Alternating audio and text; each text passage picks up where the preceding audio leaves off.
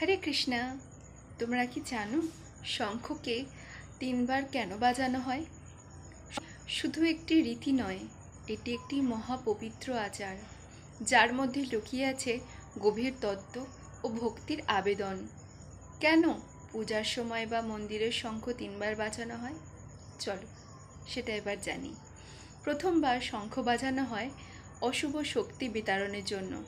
শঙ্খের শব্দে ভূত, প্রেত ও পিশাচেরা পালিয়ে যায়। দ্বিতীয়বার শঙ্খ বাজানো হয় ভগবানের আহ্বানের জন্য।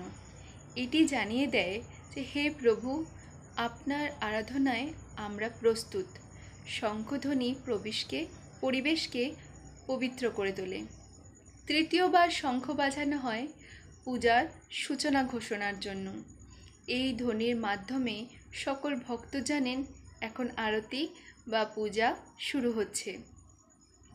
এর আধ্যাত্মিক তাৎপর্য: শঙ্খের 3বার ধ্বনি স্মরণ করায় ত্রিমূর্তি ব্রহ্মা, বিষ্ণু, মহেশ্বর, ত্রিকাল, অতীত, বর্তমান, ভবিষ্যৎ ও ত্রিগুণ সত্য, রজ ও তম।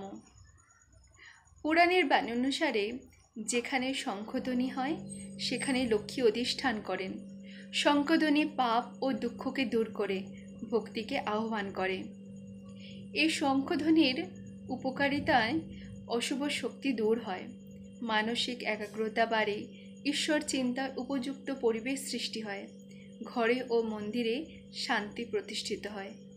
তাই চলো আমরা সবাই মিলে শুদ্ধ চিন্তে শঙ্খধ্বনি করি। জয় শঙ্খচক্র গদাধারী শ্রীহরি।